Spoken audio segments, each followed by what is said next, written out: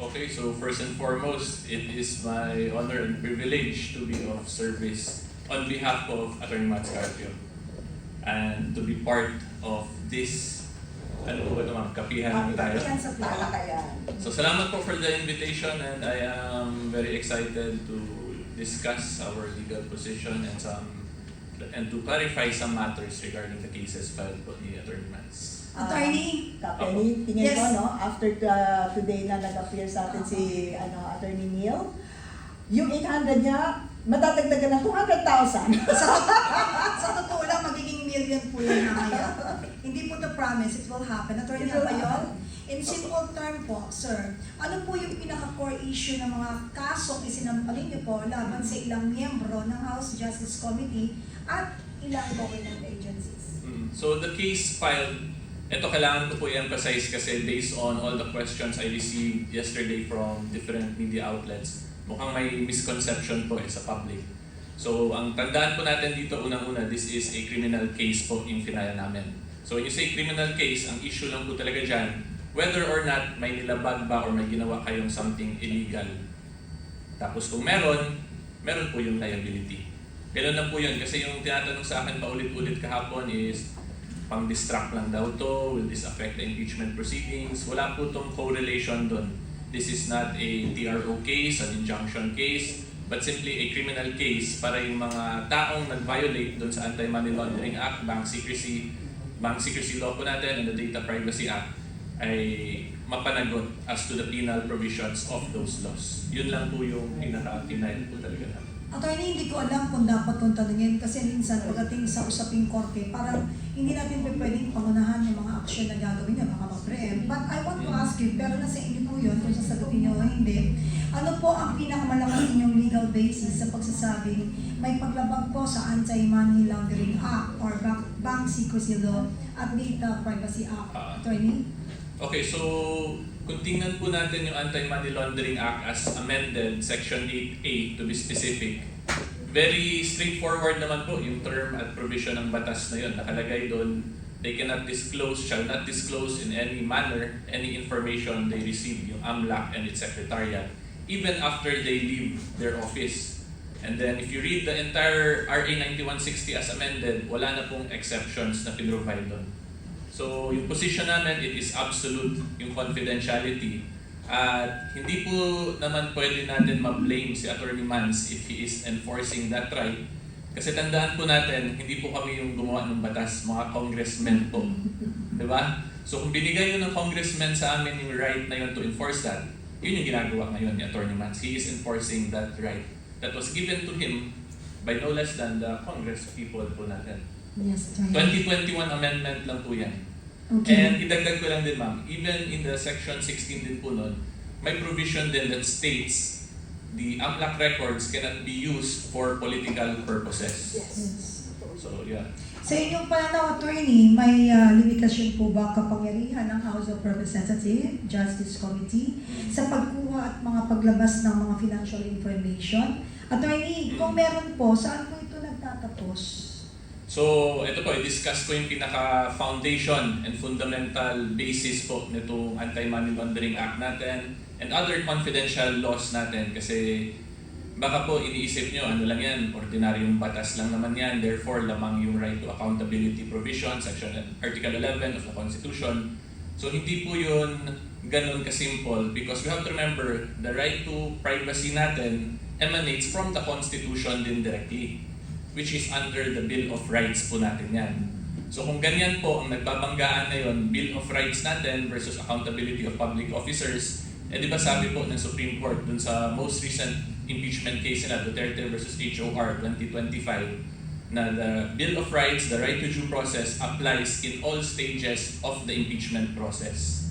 Diba? So they cannot simply invoke or sabihin, hindi po nila dapat sabihin na because this is our power to initiate, therefore we can do whatever we want. Hindi po ganun ma'am. Kasi di ba we have to remember, there is a legal principle din na tawag. In-emphasize din po to ng Supreme Court, dun sa final note nila, ng Duterte versus HOR case, sa pinakadulo, sabi nila, there is a rule of just law. There is a right way to do the right thing at the right time. Yun po yung binabalance talaga. Hindi pwede yung magtago lang tayo sa accountability of public officers sa provision kasi nandyan din po yung Bill of Rights. And then if we go to the basics of our constitutional law, kung tingnan po ninyo yung structure ng paggawa ng constitution natin, nakasunod-sunod po yan preamble, national territory, declaration of state policies, and then Bill of Rights. So, bakit siya nilagay sa Article 3? Diba? That means, talagang may importance po yan.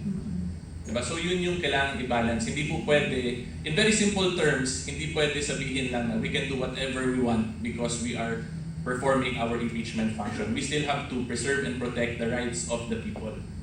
Okay, Attorney. Sa usaping particular din po, sa usaping Anti-Money Laundering Council, Attorney, saan po ninyo nakikitang nagkakaroon ng posibleng paglabag? Sa proseso po ba? Sa disclosure? O sa paggamit po ng mga impormasyon? Disclosure and the use of the information. Kasi since they disclosed it, that is already a form of using the information. So that is a clear liability under Section 8A. And in the amendment, the most recent amendment of RA 9160, nilagay po nila dun may penalty pag i-violate mo yung Section 8A. Opo, Attorney. It is very specific po yung batas. Napakaganda. No? Nagiging malinaw na sa atin lahat kung ano-ano yung mga paglabag o posibleng na ilabag nila. Marami po nagsasabi, Attorney, na kailangan po natin or kailangan ng full transparency para po, syempre, sa accountability. Paano po ninyo sasagutin ang argumento na ang pagprotekta sa bank secrecy at data privacy ay maaaring maging hadlang sa paghahanap ng katotohanan? Attorney? So, doon lang po tayo, babalik tayo sa rule of just law, the right way to do the right thing at the right time. So, again, in very simple terms, the right to accountability needs to be balanced with the Bill of Rights. Hindi nga pwede na sabihin lang nila, we are initiating the impeachment complaint, therefore, we can do what... Hindi po ganun exactly sinasabi nila, but I am just simplifying it para maintindihan po talaga. Para kasing ganun nangyayari They want to do something, they will vote on it, tapos approve. So, we have to remind them that we have the Bill of Rights and that the right to accountability is not the right to politically persecute. Yes. Accountability yung issue natin dito. Lahat pa lang naman po, these are all allegations pa lang. Yet, yun, nati-disclose na in public, tapos walang right to cross-examine, to confront the evidence and the witness. So yun po yung dilemma dito. Dire-diretso na tayo, Attorney. Alam ko, humihingal pa kayo, pero alam mo, sa taong naninindigan sa tama at hindi nagsisinungaling, kahit na alog-alogin mo, iisa lang magiging sagot. Yun, totoo at tama para sa tao. Diretsuhan na po ito, Attorney. May nagsasabi na ang mga kasong ito ay paraan lamang para kontrahin o pahinain ang impeachment proceedings. Ano po ang malinaw ninyong sagot dito? So we'll just go back to the basics of criminal procedure, criminal prosecution. The issue is whether or not may nilabag ba kayong batas. Yun lang naman po yun. This does not touch on the impeachment kasi sila po yung nag-disclose. Sila yung may ginawang something illegal. So ini-enforce lang po yun ni Attorney Mans. This is like what I stated earlier, hindi po to injunction or TRO. Wala pong ganong objective para pigilan yung impeachment. Ang sa amin lang, ang issue po talaga, whether or not may nilabag ka ba under the Anti-Money Laundering Act. If yes, then you should be held liable. Yes, thank you very much. But for our second segment para kay Attorney, I'll give the floor to our Attorney Yvette Contacto. Thank you very much, Attorney. Thank you, Penny. Thank you. Oo. Panyano yung you mentioned na there is of course the concern ng right to cross-examine, yung mga nag-appear during the clarificatory hearing that is obviously deprived of Attorney Mans Carpio. Would you want to further elaborate on this para mas maintindihan ng mga bloggers natin at saka nakikinig? Why is this important, especially in the light that Attorney Mans Carpio is a private individual? So una po, pinaka-basic, Attorney Mans is actually not a party respondent to the impeachment case. Diba? So he has nothing to explain or to respond. Wala po siyang duty currently kasi hindi po siya parte ng kaso. Lumabas lang yung record sa ngayon para siyang collateral damage in the simplest way I can explain it. So yung right to cross-examine as to the question po ni Attorney Yvette, eto legal discussion na lang tayo. Yung right to cross-examine is very important po sa isang party to a case because we have the right, number one, to be presumed innocent, diba? So since that is a constitutional right po natin, kailangan niya ma-confront lahat ng nag-a-allege sa kanya and of course the genuineness of the documents. And the way structured po yung House of Representatives, yung impeachment proceedings nila, yung rules, wala pong nakalagay doon specifically about the right to cross-examine or confront yung mga respondents. So in other words, it will be discretionary or dependent on the members of the House kung whether or not papayagan ba nila.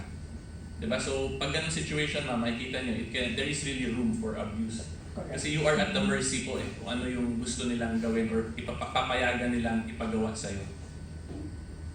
And then, bringing that to the fore right now, yun yung issue kung bakit nagkaroon ngayon ng kaso, ng pag-file ng kaso ni Attorney Carpio.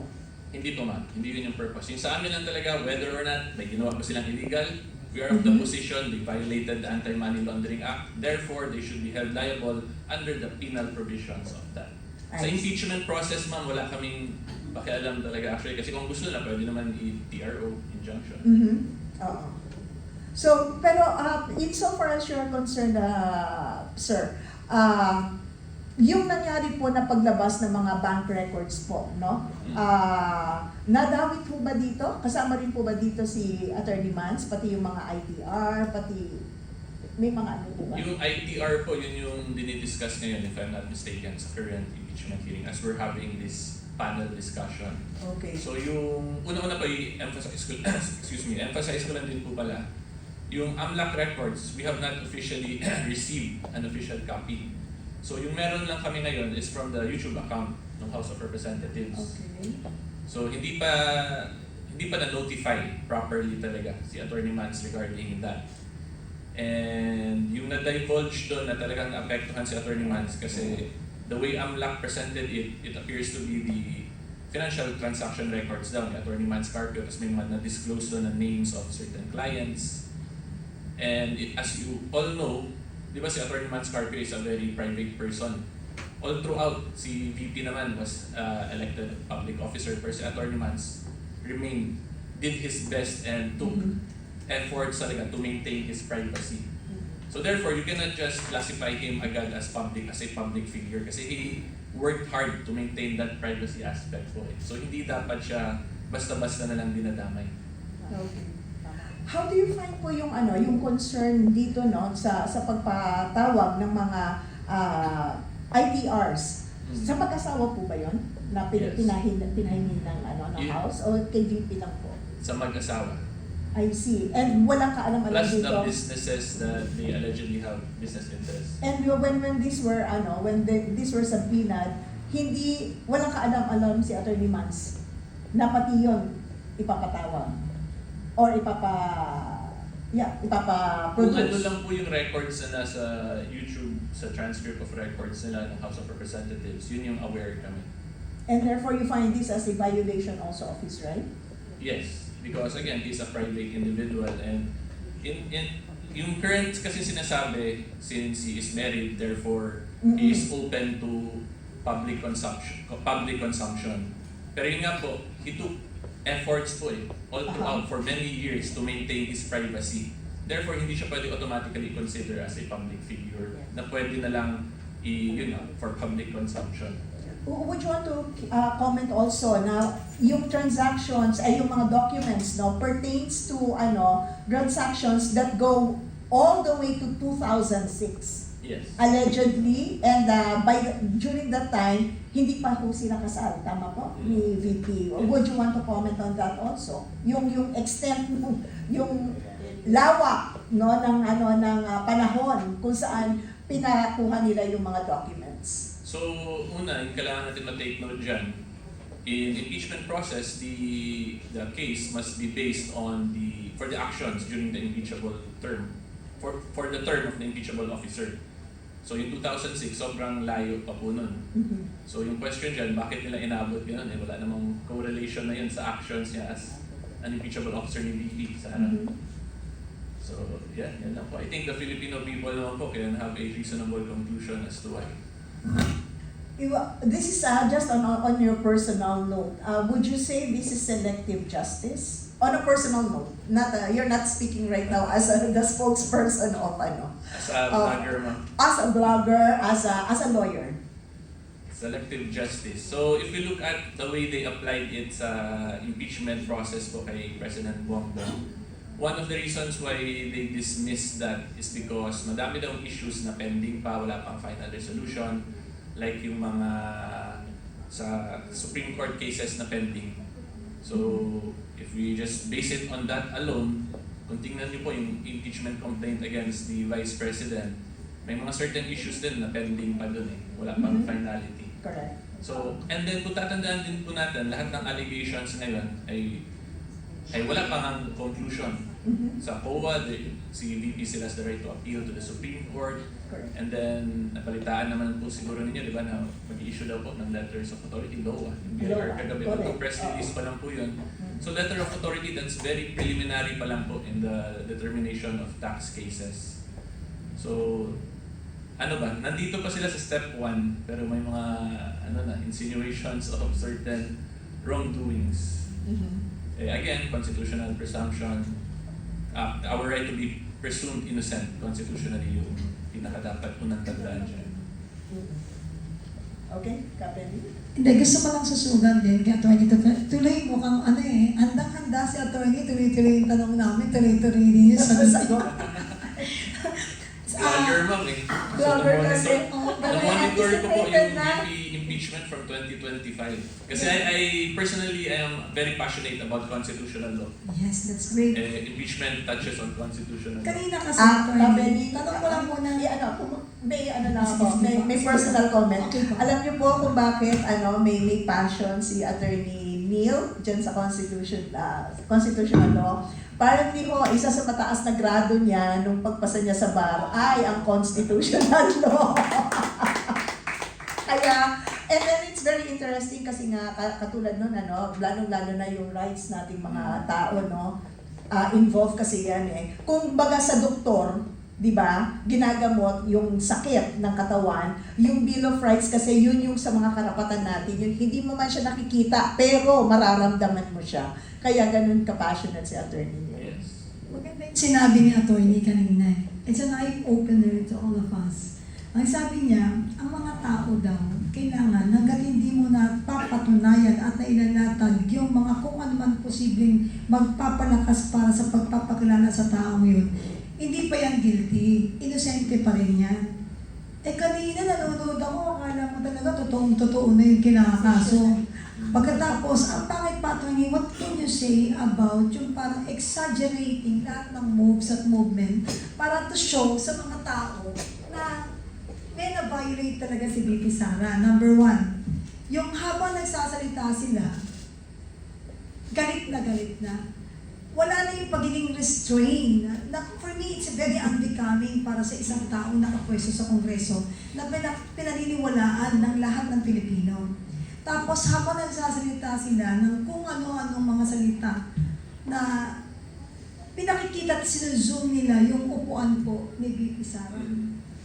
Showing that parang ang pinalalabas nila sa mga tao na nakikinig at nag-update na tingnan mo, parang guilty to kasi hindi nga makapakita. Kasi kung wala siyang kasalanan, dapat pumunta siya. Ang sa amin lang, attorney, correct me if I'm wrong, attorney, parang salita mo. Correct me if I'm wrong. Di ba? Attorney, correct me if I'm wrong po. Kasi sa nakikita namin, kaming mga simpleng mamamayang Pilipino na lumalaban ng patas sa araw-araw, bakit po ganon? Ano po ba yung mga nalalabag nila dito at naaabuso? Bakit hindi pa man napapatunayan na siya'y may sala para